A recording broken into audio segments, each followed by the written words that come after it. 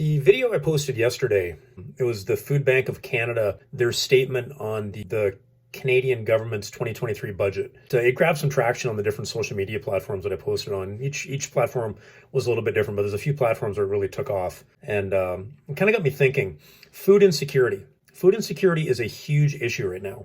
So my business, Everyman Clothing, we focus on the burden that men carry, but this isn't just a male thing. This is an everybody thing. Food insecurity is a huge issue right now. Before the pandemic, I would go to the grocery store. I'm buying for a family of three, so my wife, myself, and my youngest daughter, and I would be spending about $180 to $200 a week. 3 years later, I'm now averaging $350 to $400 a week. That is an average grocery bill for us. Food insecurity is huge. Thankfully, we're in a position where we can pay that grocery bill. But I know for a lot of people, they can't. So I'm going to tell you a quick little story. I used to be on a board of directors for one of the local charities here in the city that I live in. I live in Burlington, Ontario. For one of the local charities that exists in our city. It's called Halton Food for Thought. And what Food for Thought is, it was a charity that was put in the schools to give nutritious breakfasts to children. There's a lot of kids going to school that the family just doesn't have the money to give their kids breakfast, which is an absolute shame. But here we are.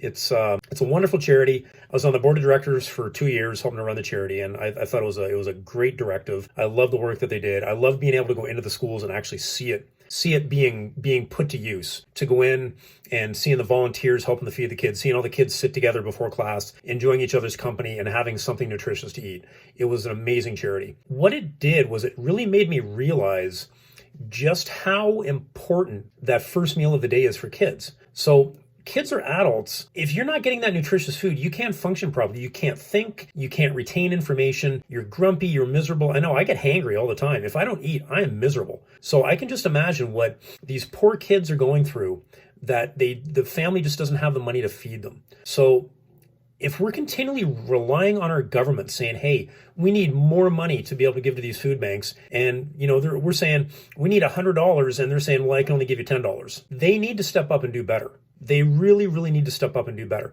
They're not going to. That's what, as much as I hate going into anti-government rants, they're not going to do that. This is not an anti-government rant.